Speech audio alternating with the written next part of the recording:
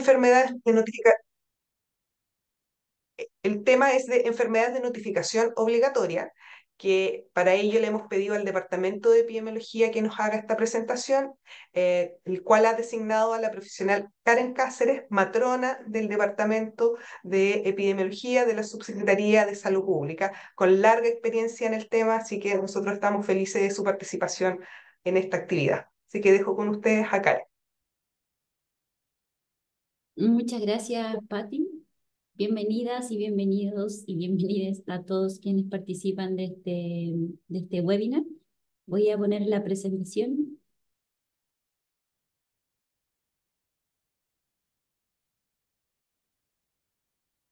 André, ¿me dices si la ves? Perfecto. Ok. Partimos entonces, sin mucho preludio. Vamos a hablar de...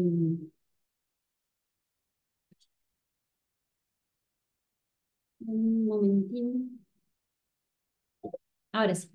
Vamos a partir un poco comentándoles por qué esto es importante, porque entre que todo es importante, nada es importante, porque estamos haciendo un punto en la vigilancia epidemiológica y en la notificación que parece, entre comillas, un cacho cuando uno ya va a la clínica. Vamos a ver algunas definiciones operativas, cómo funciona el sistema de vigilancia en Chile, vamos a ver cómo el ejemplo de una vigilancia en particular y sobre el manejo de brotes. Entonces, ¿por qué notificar? ¿Qué es lo importante de la notificación? ¿Qué podemos ver? ¿Cómo sabemos qué virus está circulando hoy en Chile? ¿Cuál es la diferencia entre los ambulatorios y los casos graves? Ustedes acá, por ejemplo, ven un gráfico donde nos muestra cuáles son los virus. Estos son en los Centinela ETI, que son ambulatorios, y estos son en los casos graves. Fíjense cómo va cambiando y se nota claramente donde estamos ahora. Por ejemplo, aquí vamos avanzando al invierno, que se parece mucho a esta parte de acá. Entonces estamos viendo, por ejemplo, que ahora teníamos el azulito, va remontando, que es influenza A, y antes teníamos rinovirus en los casos graves, lo mismo que ocurre en los casos ambulatorios. Todo esto lo sabemos, nos podemos preparar para la campaña de invierno, podemos generar gestiones, recursos por la vigilancia, porque hay alguien que emitió un papel que dice que hay un caso y que lo pudo caracterizar y que nos dijo qué edad tenía, a qué sexo pertenecía, qué riesgos tenía. Toda esta información nos permite tomar acciones y así proteger la salud de la población. ¿Para qué nos sirve también la vigilancia? No sé si recuerdan que el año anterior se dio la viruela del mono, estábamos saliendo del COVID-19 y nos viene la viruela del mono, que ahora se llama el Mpox, fue incluso cambiando de nombre por ser estigmatizante viruela del mono, y gracias a la vigilancia que se monta en ese mismo momento, porque no la conocíamos, no conocíamos viruela del mono, o estaba descrita en África, pero llega y traspasa la frontera nuevamente y tememos que se vuelva una pandemia.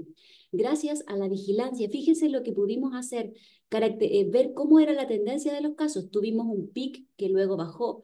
Esto que ven acá con estos circulitos son los estudios de clúster, se llama un caso a cuántos otros casos derivó, y de los casos secundarios, cuántos otros casos tuvieron, se propagó la enfermedad. Gracias a la vigilancia epidemiológica que se monta, y esta se montó muy rápidamente y pudimos tomar las medidas y se consiguieron las vacunas y se hicieron hartas medidas de control y prevención para impedir que la enfermedad siguiera propagándose, y se logró. Hasta ahora no hemos tenido nuevos casos de viruela del mono. Por ejemplo, acá también, ¿por qué es importante la notificación? ¿Se acuerdan que hace algún tiempo estábamos muy preocupados por la gripe aviar, por la influenza aviar? Fíjense cómo aquí se levanta en una investigación de expuestos. En Chile, cuando fue en mayo del año pasado, se hizo todo un levantamiento de información de todos los trabajadores que habían bajo riesgo en empresas que tenían el potencial de tener casos de influenza aviar. ¿Cuántas empresas tenían o cuántos lugares tenían aves de traspatio, silvestres, criaderos agrícolas? ¿Cuántos estaban en seguimiento? ¿Cuántos se enfermaron? ¿Cuántos no se enfermaron? ¿Cuántos fueron intradomiciliarios? Etcétera, etcétera, etcétera.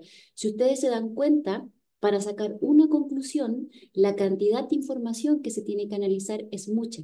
Pero si no tenemos esa información y no es de calidad, las conclusiones que se pueden sacar pueden estar muy erradas y podemos tomar decisiones erradas que afecten directamente a la salud de las personas y a la salud de las poblaciones. Entonces, ¿a dónde vamos con esto? Si nosotros no registramos, si nosotros no somos meticulosos en recoger la información, no vamos a poder tomar las medidas necesarias. Vamos a las definiciones operativas, esto es un poquito de teoría. ¿Qué es la definición grande de vigilancia? Que es una rama de la epidemiología. Epi es que está por sobre, ¿cierto? Está sobre la población, que estudia la población, las características de la población. Y vigilar es lo mismo que todos nos imaginamos como una persona con una mano acá, ¿cierto? Que mira, que está atento, que está vigilante, que está con todos los sentidos despiertos para ver qué es, ver, escuchar, oler, qué es lo que está ocurriendo. Entonces, esta vigilancia, igual que los faros los faros de los puertos, en que uno tiene que hacer sistemáticamente, esto siempre está, es sistemático, es continuo y observa la frecuencia y distribución de ciertos determinantes de la salud que pueden observarse en la población. Y aquí tenemos historia, esto parte en 1933, donde la vigilancia, y esta palabra la van a escuchar muchas veces, era recolección y análisis y diseminación de datos. Yo recojo, analizo y devuelvo. Siempre es importante devolver porque tengo que comunicar lo que encuentro para que se tomen las decisiones correspondientes. Luego, en 1965, Karel Raska, de la Unidad de Vigilancia y Epidemiología de la OMS, integra este concepto a la Organización Mundial de la Salud. Nuevamente, en 1968 se genera una vigilancia global y entra la vigilancia de las enfermedades no transmisibles y la de las enfermedades transmisibles, que es lo que hoy día nos convoca. Y ya a finales del siglo XX, en 1992, parte el concepto de la vigilancia en salud pública. No solo vigilamos algunos eventos, sino que vigilamos la salud pública. Y además se incorpora la vigilancia de salud pública como una función esencial de la salud pública, o sea, es parte constituyente de la salud pública. También luego avanza hacia un enfoque de vigilancia de epidemiología y los problemas y riesgos para la salud, no solo de las enfermedades, porque también vigilamos, miramos, observamos, tenemos atentos todos nuestros sentidos a aquello que puede ser un potencial riesgo. No quiero el desenlace, que es la enfermedad o la infección, vigilo el riesgo también para adelantarme, porque mientras más me adelanto, protejo más a la población. Y ya lo último, que no es tan último tampoco, pero habla de los determinantes sociales de la salud.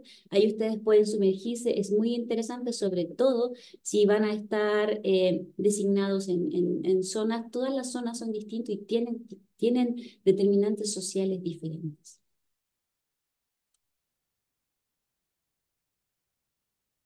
Aquí les dejo solo un modelo, hay mucha información, el ministerio también tiene información, pero ¿cuáles son el modelo de Whitehead ya en 1991? Cómo el individuo está atravesado por todos estos subsistemas, que no es una influenza por sí sola, que no es un cáncer por sí solo, que no es un anta por sí mismo, una meningitis. Esa meningitis está atravesado por los estilos de vida, por las redes sociales y las comunitarias, por la educación, por la materialidad de la vivienda, por la cultura, por las condiciones socioeconómicas. O sea, cuando nosotros vemos una persona, y esto yo creo que ustedes también ya lo saben, vemos mucho más allá que una infección o un agente patógeno.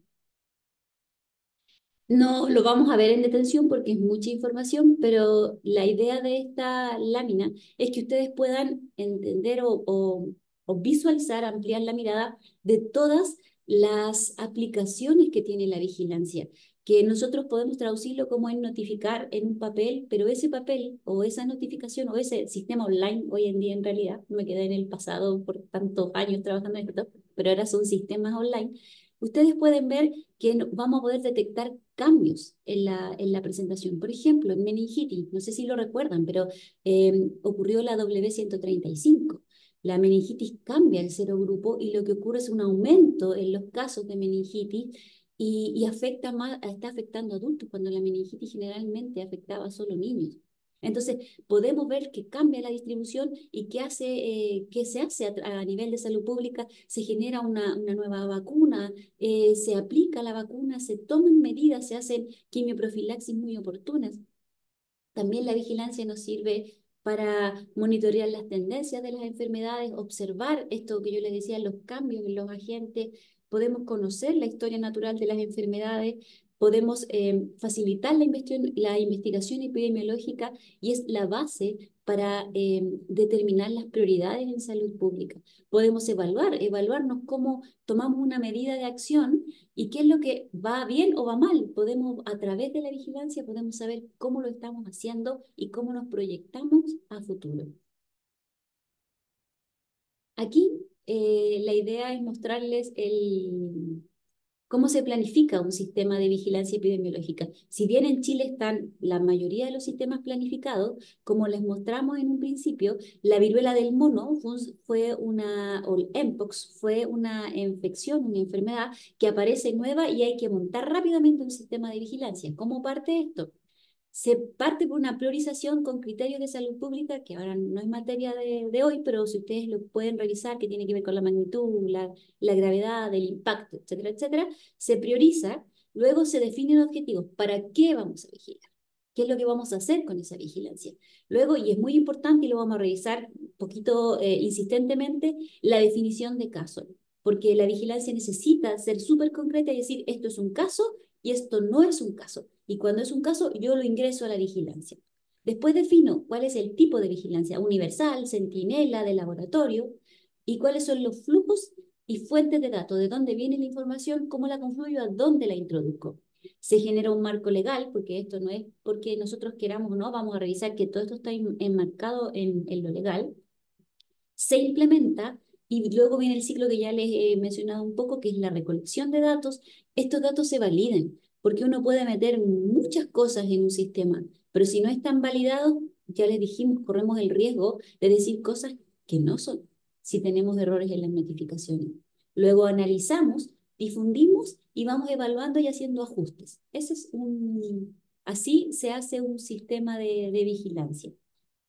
Se implementa.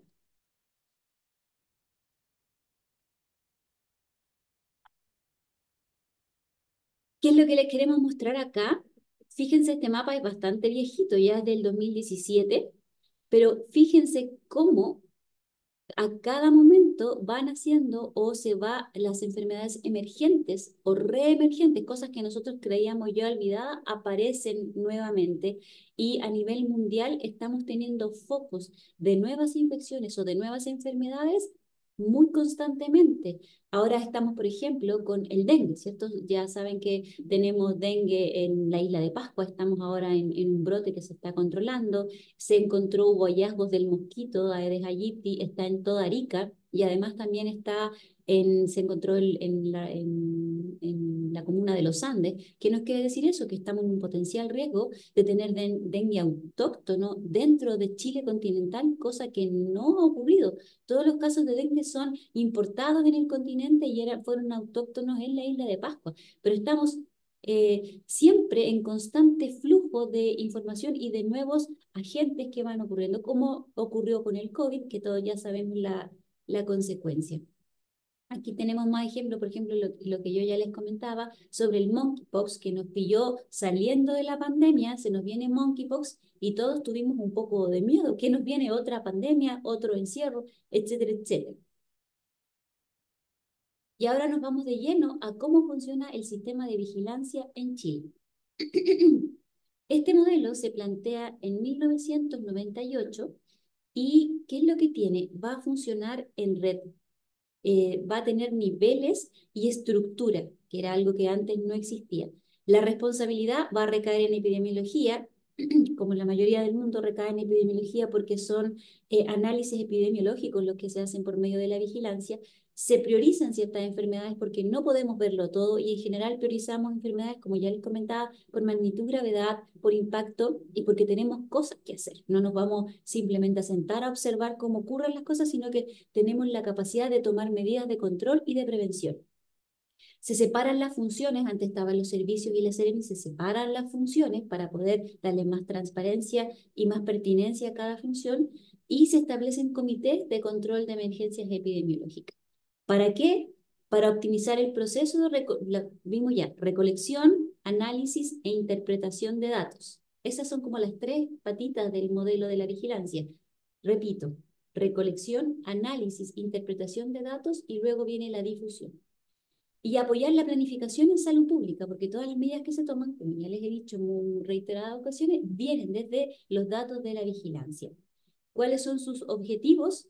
Garantizar el enlace entre la vigilancia y el proceso de la toma de decisiones, son decisiones informadas, la realización de análisis epidemiológicos, aportar información para la planificación y la difusión de información, y además de colaborar en las estadísticas nacionales.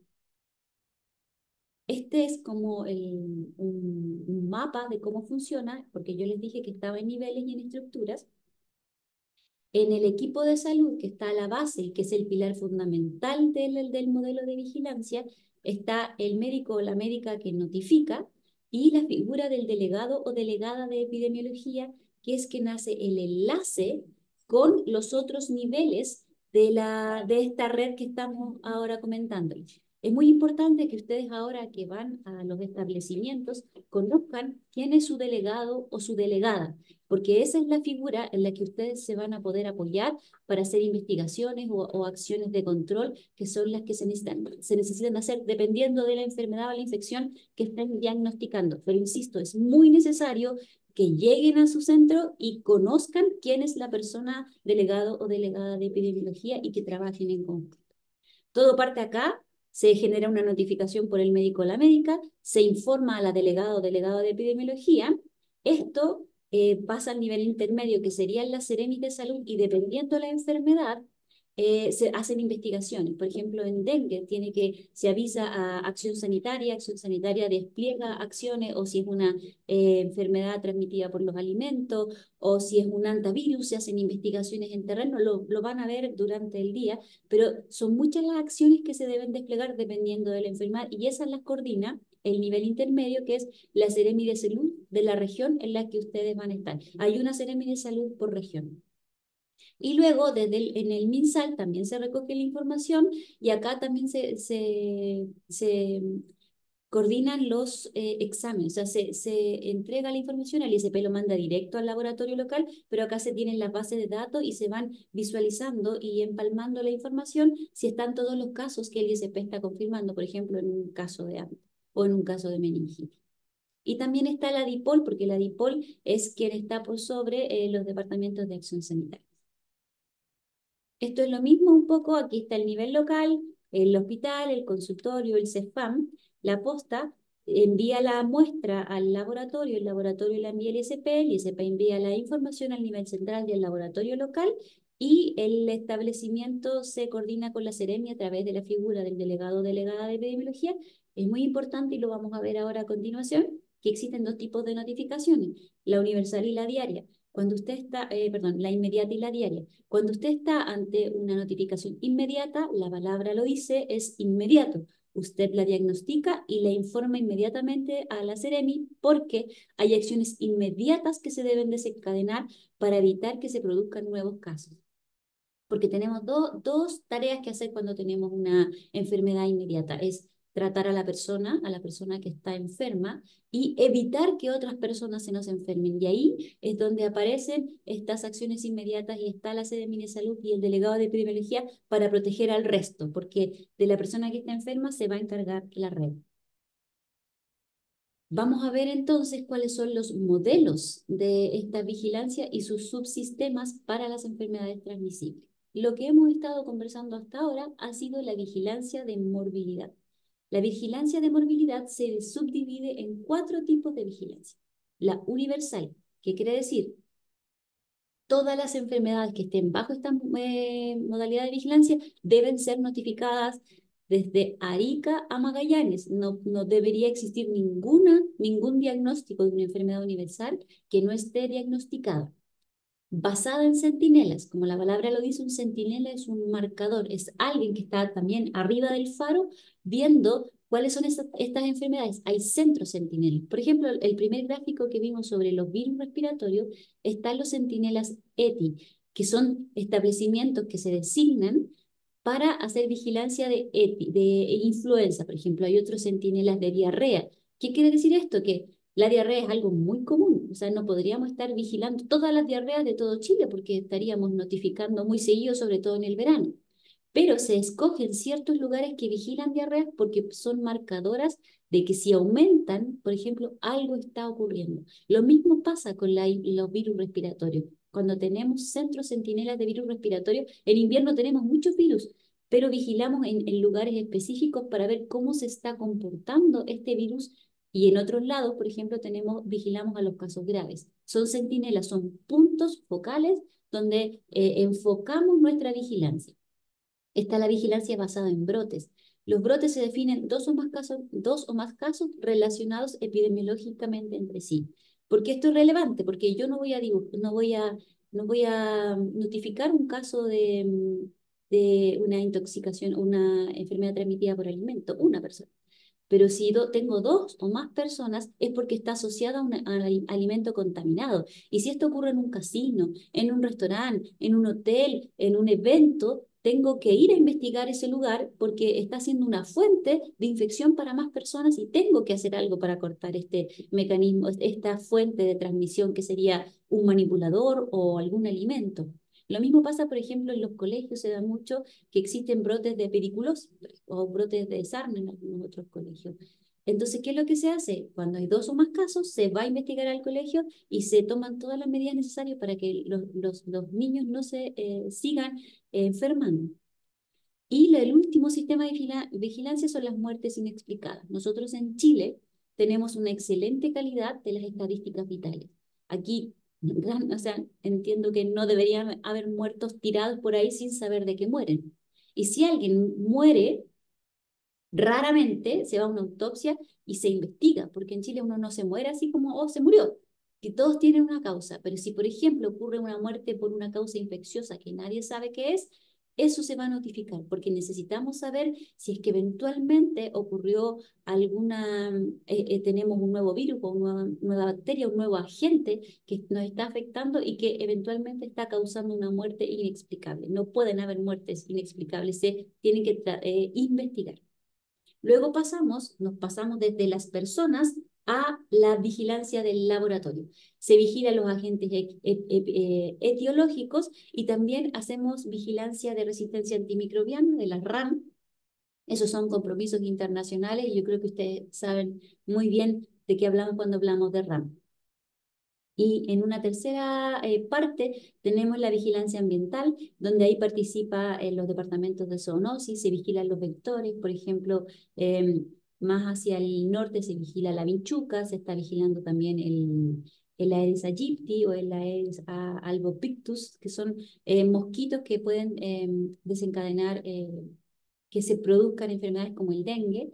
Se hace monitoreo ambiental de las aguas, se hace monitoreo ambiental en general y también hay control de alimentos. O sea, la gente de la Seremi va a fiscalizar, los restaurantes van a fiscalizar, por ejemplo, cuando es la Semana Santa, van a fiscalizar todos los puestos que se colocan porque hay un monitoreo constante. ¿Se acuerdan que al principio les comentaba que la vigilancia era un estar atento a todo y un estar mirando? Estamos mirando constantemente y se está fiscalizando para evitar que se produzcan enfermedades o infecciones. Avanzando un poco más ya hacia el marco legal, esto es algo que todas y todos deberían conocer, es el decreto 7, que sale el 2019, tiene un antecesor, que es el decreto 158, donde regla la notificación obligatoria. Y hay que resaltar que la notificación no es algo que uno no tiene que ver con la disponibilidad o la voluntariedad, es una obligación médica la notificación. Y está dividido en artículos y está en coherencia con cómo es el modelo de vigilancia. En el artículo 1 no es necesario que lo vayan a recordar, pero para que lo que yo les comenté, el artículo 1 habla de cuáles son las notificaciones, las enfermedades o infecciones de notificación inmediata. Lo voy a leer para que a todos nos quede muy claro. Las siguientes enfermedades o síndromes serán notificados frente a su sospecha. Esto es muy importante. Aquí yo no espero la confirmación de la enfermedad. Aquí yo cuando sospecho doy la alerta. ¿Por qué? Porque no importa si era o no era. Lo que importa es que yo actúe a tiempo, porque si era, pude prevenir que se produjeran otros casos. Y si no era, no voy a pecar de al araco o al araca, pero si era, yo pude contener, pude hacer el control de esta enfermedad.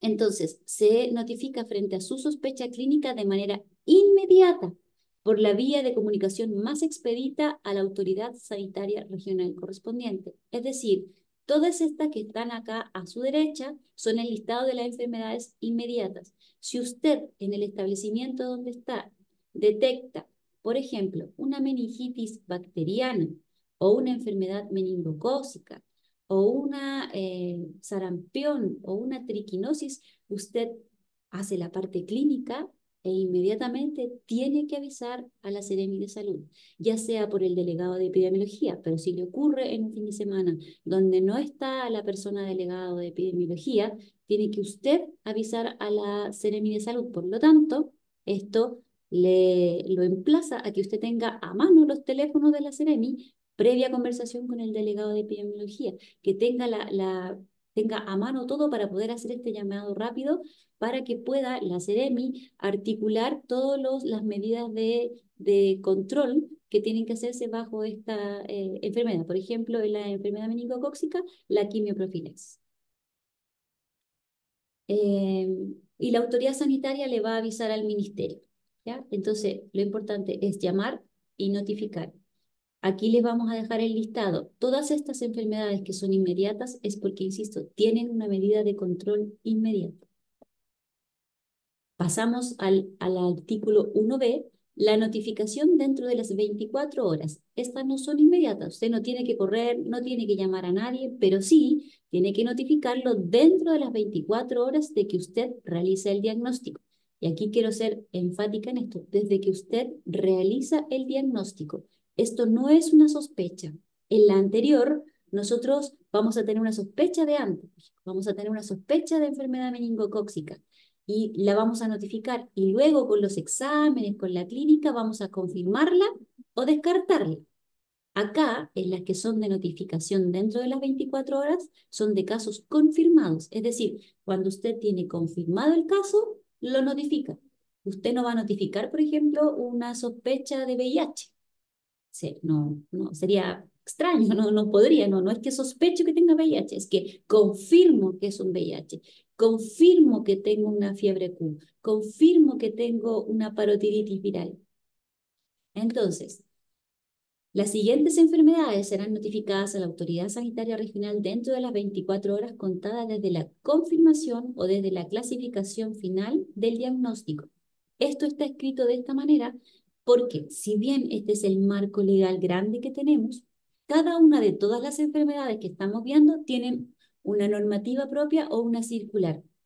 Y en cada circular, no sé si recuerdan, pero en las láminas anteriores hablamos de la importancia de la definición de caso. Todas estas tienen una definición de caso.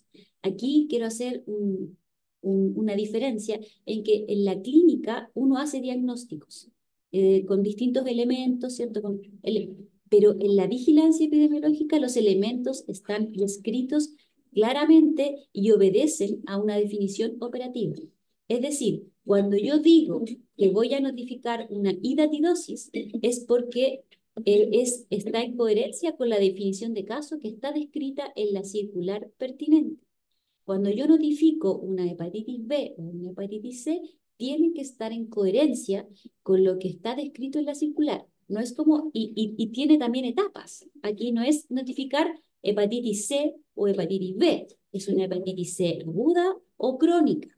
Tienen apellidos. No es, y aquí quiero hacer harto hincapié en que si usted coloca cualquiera de estas enfermedades, por ejemplo, en un CIE-10 y le pone sin especificar, el análisis y la interpretación que podemos hacer de eso es muy vaga, es sin especificar.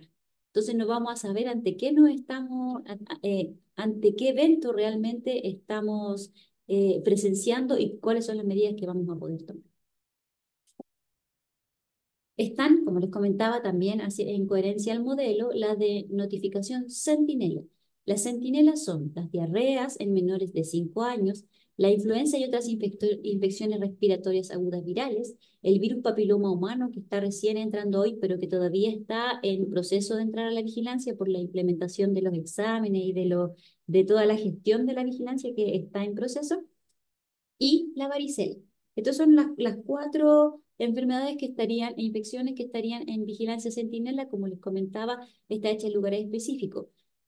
Cuando usted llega a su centro, también tiene que saber si su centro o su establecimiento donde va a trabajar es centinela de algo o no, porque no todos los lugares son centinelas. Y finalmente, ustedes pueden ver una gran gama de vigilancia del laboratorio de agentes etiológicos. No los vamos a nombrar, pero aquí fíjense que son bastantes los agentes que se vigilan y estos tienen que ser enviados al ISP o a los laboratorios que estén en convenio con el ISP. Es muy importante. Puede que a usted no le toque ver esta parte, pero sí tiene que conocer que, por ejemplo, un VIH, todos sabemos que se va al ISP, un meningococo también se va al ISP, un gonococo también se va al ISP, y así un piógenes también se va al ISP porque necesitan la confirmación o la vigilancia del laboratorio. Y además, dentro del decreto, tenemos los laboratorios de la Red Nacional ambientales y laborales que detectan agentes causantes de enfermedad transmitida por los alimentos, que son todos estos que están aquí. Cuando yo les comentaba que uno detecta una ETA, enfermedad transmitida por los alimentos, si usted encuentra un agente, ese agente es vigilado por estos laboratorios. Y aquí es algo muy importante. En el artículo 2 del decreto de ley 7 del 2019 dice: será obligación de todo médico cirujano que atienda a personas que padezcan una enfermedad transmisible notificar las que son de declaración obligatoria en la forma dispuesta en la ley y el presente reglamento. Entonces aquí hacer hincapié que es rol del médico o la médica hacer la notificación. No es el rol de la enfermera o el enfermero o de otra persona que trabaje en el centro de salud. A usted, cuando vaya a su centro de salud, se le tiene que entregar un perfil de ingreso al sistema de notificación, cual sea que usted tenga que entrar, el más conocido y el que más se usa es el Vigil. Súper importante, usted tiene que notificar. Si usted le pasa su clave o le pasa su clave de ingreso a otra persona para que le notifique, está haciendo suplantación de identidad. Y eso también es algo ilegal. Por lo tanto, usted es el responsable o la responsable de hacer la notificación de la persona que usted está diagnosticando con una de las enfermedades transmisibles que ya hemos revisado en el decreto. El decreto también dice, en el caso de las atenciones médicas realizadas por un prestador institucional, el director del establecimiento de salud será responsable de velar porque la notificación se realice en la forma establecida en el presente reglamento. Para estos efectos, deberá nombrar un delegado de epidemiología para que cumpla con las obligaciones establecidas en el artículo 3 del reglamento. En el establecimiento de salud por ley, debe haber un delegado o una delegada de epidemiología y que tiene funciones asignadas y que la función de esta figura no es la notificación, sino que es el enlace entre el establecimiento y la Seremi de Salud y es quien debería estar disponible para la toma de acciones de control, por ejemplo, la aplicación de quimioprofilaxis.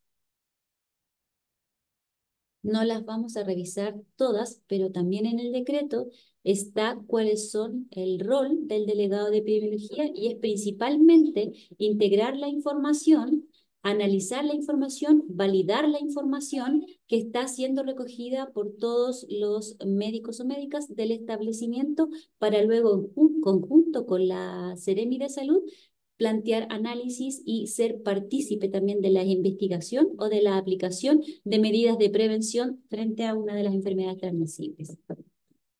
Esta es la máscara, no sé si la conocen, de Epivigila. Aquí usted, como ya les comentaba, va a ingresar con su RUN, con su contraseña y sus claves al notificar. Entonces, ¿cuál es otro marco legal también? ya revisamos que existe el decreto 7 del 2019, donde está el listado de todas las enfermedades. Este lo encuentra disponible en la página web de epidemiología o también la Biblioteca Central Nacional. Tenemos también los reglamentos, que es la norma técnica 55 del 2000, que es donde está descrito el modelo de vigilancia. Tenemos la resolución como guía de procedimientos para la infracción. Si usted no notifica, puede ser infraccionado. También está legalmente descrito. Ahora esta está en actualización, porque si ven está en la del 158, pero dentro del mes de junio ya debería salir la actualización a cuáles son las consecuencias de la no notificación. Además, tenemos un paraguas mayor que se llama el Reglamento Sanitario Internacional, el cual es un instrumento jurídico internacional de carácter vinculante que acoge a 194 países, todos ellos son estados miembros de la OMS. ¿Por qué existe esto? Es porque la enfermedad traspasa fronteras, traspasa continentes. Entonces, la OMS congrega a los países para protegerse entre todos y el propósito de este reglamento es prevenir la propagación internacional de enfermedades, proteger contra esta propagación, controlarla y darle una respuesta proporcionada y restringida a los riesgos de la salud pública, evitando al mismo tiempo las interferencias innecesarias con el tráfico y el comercio internacionales. ¿Qué es lo que vemos acá? El COVID fue el ejemplo más bueno que tuvimos para ver cómo se aplica el Reglamento Sanitario Internacional. El COVID no existía como agente. Empieza a salir, ¿cierto? Es una nueva vigilancia, se acopla a la vigilancia de los virus respiratorios y ustedes ven que ahí se toman medidas. Cuando hablamos proporcionada, ¿cuánto nos tardamos en cerrar o no en cerrar el comercio? ¿Cuánto nos tardamos en restringir los viajes internacionales? ¿Cuáles son las medidas y cómo vamos proporcionando esta medida en razón de cómo estamos viendo la evolución de la enfermedad? Y para ver la evolución de la enfermedad, la gravedad, la magnitud, la vigilancia fue fundamental para tomar las decisiones en COVID. Entonces, bajo este paraguas del decreto del RCI, ¿qué es lo que se somete a vigilancia? Los brotes de enfermedades de cualquier etiología transmisible. Incluye las dietas que ya le dimos y las infecciones asociadas a la atención de salud. Los brotes de causa desconocida, porque tenemos que saber qué es lo que es, porque si es algo nuevo, tenemos que estudiarlo. Los fallecimientos por presunta causa infecciosa transmisible no identificada, los casos en que se sospeche contaminación intrínseca de fármacos. Nosotros ya hemos tenido varios episodios en que se nos anuncia que hay fármacos que están contaminados y se hace una difusión internacional avisando que esos fármacos o esos productos que se usan en la atención de salud deben salir de circulación porque están contaminados. Eso se vigila a nivel internacional. Y la sospecha de enfermedades erradicadas como la viruela o las que están en vías de erradicación, que es la poliomielitis. Los formularios, aquí se los presento, esto es el ingreso a Epivigila, aquí están todas las enfermedades divididas por las inmediatas y las diarias, y aquí tenemos una excepción que, bueno, todo tiene una falla. El sistema Epivigila no recoge toda la información, entonces tenemos un sistema paralelo para la enfermedad meningocócica. No lo vamos a ver en detención ahora sí. Y aquí les podemos mostrar cómo se difunde. Tan importante como analizar la información e interpretarla es difundirla, es poder devolverla. ¿Por qué? Tanto para la toma de decisiones en salud pública como para los mismos profesionales que están notificando, porque necesitamos reforzar que lo que están haciendo se está haciendo bien y de calidad y saber cómo se está moviendo. Nosotros podemos hacer análisis a nivel nacional, la Seremi hace análisis a nivel regional y ustedes en algún momento, si es que esto les llama la atención, les puedo decir que es muy interesante, es muy motivante cuando uno se mete dentro de los datos, porque los epidemiólogos y las epidemiólogas decimos que los datos nos hablan, y no es que estemos más paranoicos, sino es que vamos viendo las sutilezas, qué es lo que nos están diciendo y hacia dónde podemos apuntar. Los clásicos diagnósticos de salud también tienen harto de epidemiología en sus determinantes, en cómo se distribuye y en cómo se caracterizan las infecciones y las enfermedades en el establecimiento a nivel regional y a nivel nacional. Aquí están todas las formas en las que, por lo menos en las páginas web del ministerio, están disponibles. Después ustedes pueden buscar a la región donde van a ir a trabajar, cómo se difunde esta información. Y también pueden plantear el propio difusión desde su establecimiento de información que recojan. Existen diversas estrategias para enfrentar los brotes y eventos de importancia internacional. Los brotes y los eventos de importancia internacional también están bajo el paraguas del Reglamento Sanitario Internacional, y es que cualquier evento, sea lo que sea, puede ser una enfermedad, puede ser ambiental, puede ser de medicamento, una situación de importancia internacional, como por ejemplo pasó el COVID, por ejemplo el monkey, y acá en Chile existe un comité de brotes que ante la ocurrencia de estos eventos de importancia internacional, como hace poco también fue el dengue que está afectando a la isla de Pascua, existe un comité donde se reúnen todos los agentes partes de este comité a tomar decisiones y a ver qué medidas de control se van a adoptar. El reglamento internacional también es ley de la República, es algo que asume Chile y también como uno de los países pioneros cuando entró en vigor el 2005 el RCI aquí en Chile. Nosotros acá tenemos el Centro Nacional de Enlace, es un centro que está en conexión con la OMS, que tiene pantallas, que tiene teléfonos, ahí es donde le llamamos también una sala de crisis, pero el Centro Nacional de Enlace es donde se recoge toda la información y donde se conecta con otros países para ir evaluando qué es lo que pasa, se reciben los requerimientos y se hacen preguntas también. Y si ustedes van a estar, por ejemplo, en un lugar donde hay pasos fronterizos, hay oficinas de fronteras también, porque la salud internacional está dentro, como en la frontera. Por ejemplo, ha pasado que vienen buses con personas enfermas. ¿Qué hacemos?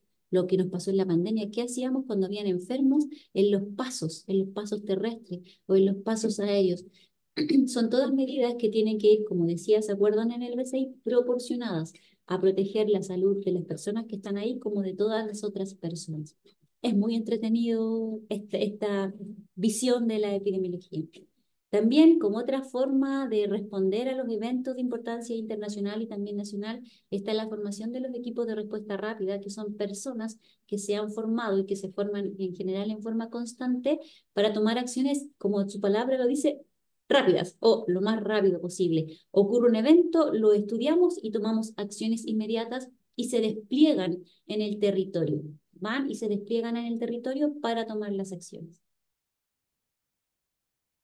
Vamos a ir avanzando ahora a algo un poco más específico. Le hemos hablado en general sobre la vigilancia y vamos a revisar en específico la enfermedad meningocócica, que es una enfermedad de notificación universal inmediata que está respaldada por el decreto 7. Aquí está su circular, ustedes la pueden revisar en el sitio web de epidemiología del MinSal. ¿Por qué se justifica? ¿Se acuerda que al principio vimos por qué que teníamos que priorizar? Si bien de magnitud es baja, suerte, porque la que viene es que es muy severa, tiene un 98% de letalidad, lo que es muy alto, y con el predominio del W100, el predominio del serogrupo W, está entre un 20 y un 28%. La vulnerabilidad, ¿qué es lo que podemos hacer frente a esta enfermedad? Es prevenible. Es lo más importante, esta es una enfermedad prevenible, pero que ocurre, pero es prevenible por vacuna. Y esta vacuna se incorporó al calendario del Programa Nacional de Inmunizaciones en 2014, posterior a este aumento que estuvimos viendo, ¿cierto? Que fue detectado por la vigilancia. Y en el contexto de la vigilancia se realiza una quimioprofilaxis a todos los contactos del caso índice para poder prevenir que ocurra, porque si bien no es altamente transmisible, sí es transmisible, y que se infecte una persona más con la letalidad que tiene, no podemos dejar que eso ocurra. Entonces tenemos que ir a tiempo a cortar esta cadena de transmisión haciendo el bloqueo o la quimioprofilaxis.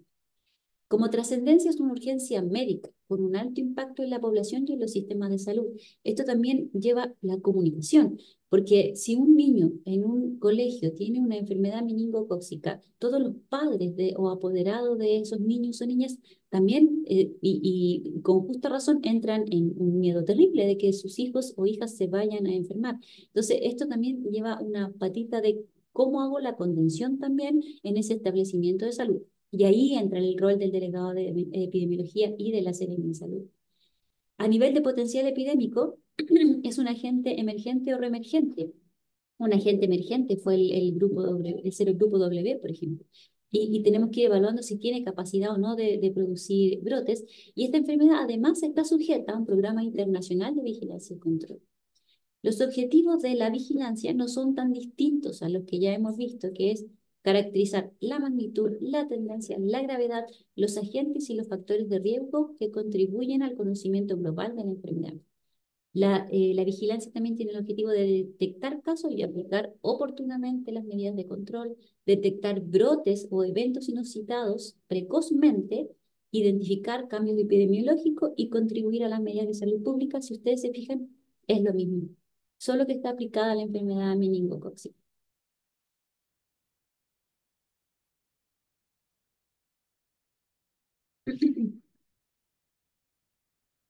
Ya. No vamos a detenernos a verlo con tanta especificidad, pero lo importante es que ustedes sepan que hablamos de la definición de caso, ¿cierto?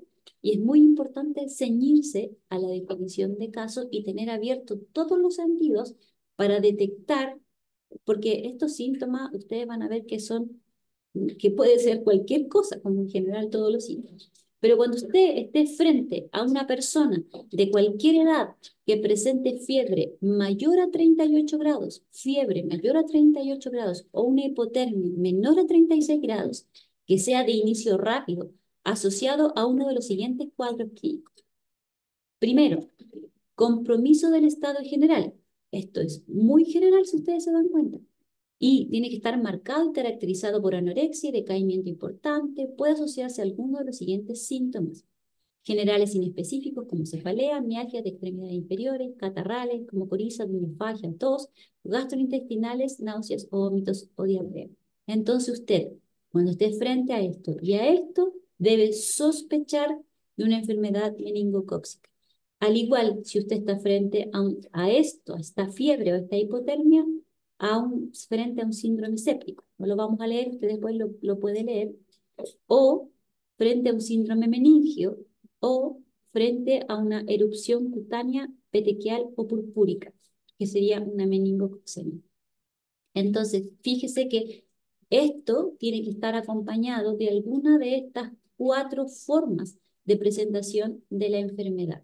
Bueno, acá dentro del síndrome séptico también puede tener la sepsis grave.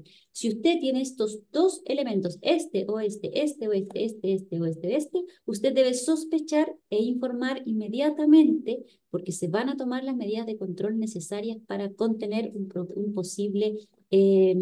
una posible enfermedad meningocócica y tratamiento a los contagios. Fíjese que es muy importante que en lactantes hay una excepción.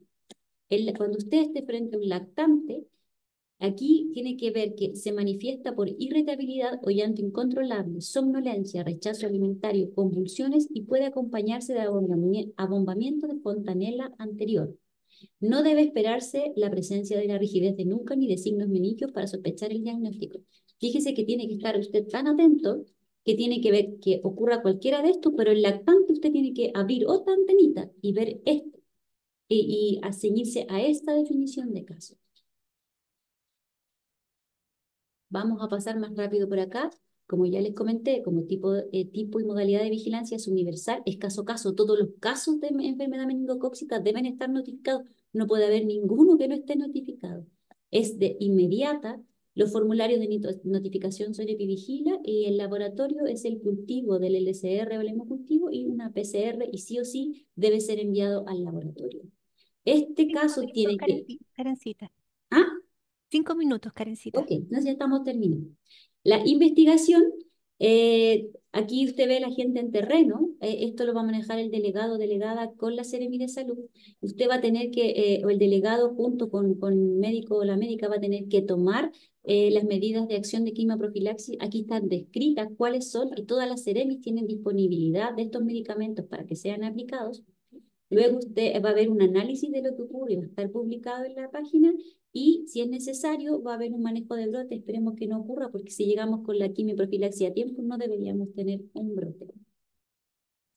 Vamos a recolectar los datos a través de Epivigila, no lo vamos a ver, pero todo esto tiene un plan de análisis. Cada vez que yo estoy frente a una vigilancia, hago un plan de análisis. ¿Cómo voy a decir lo que encontré? Aquí vemos la tendencia, cuántos casos tenemos y cómo ha ido la tasa de incidencia bajando. Fíjense que el último año bajó bastante, aquí probablemente y muy probablemente por la pandemia.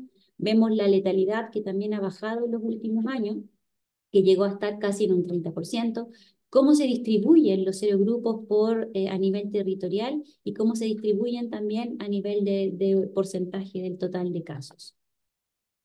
Como les comenté, distintas formas de retroalimentar y difundir a la red.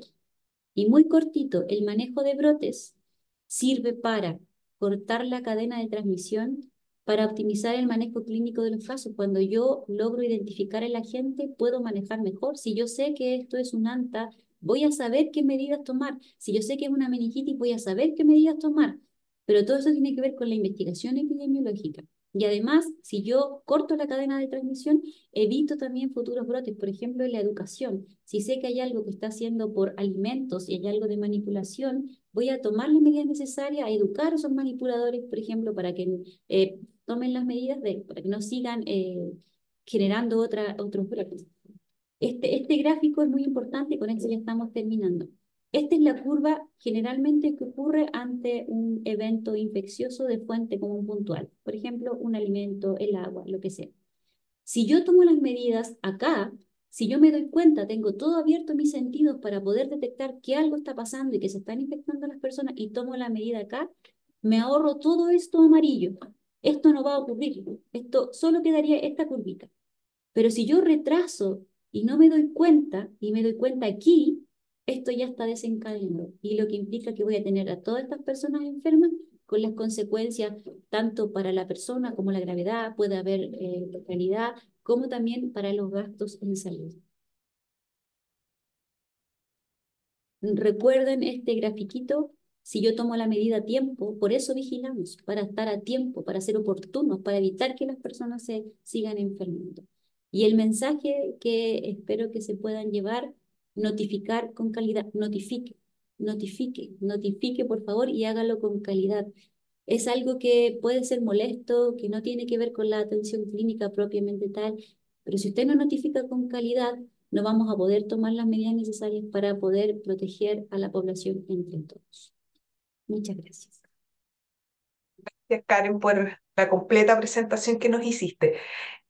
Karen, ¿tú te quedas con nosotros toda la jornada? Es para saber si te hago las preguntas después o al tiro.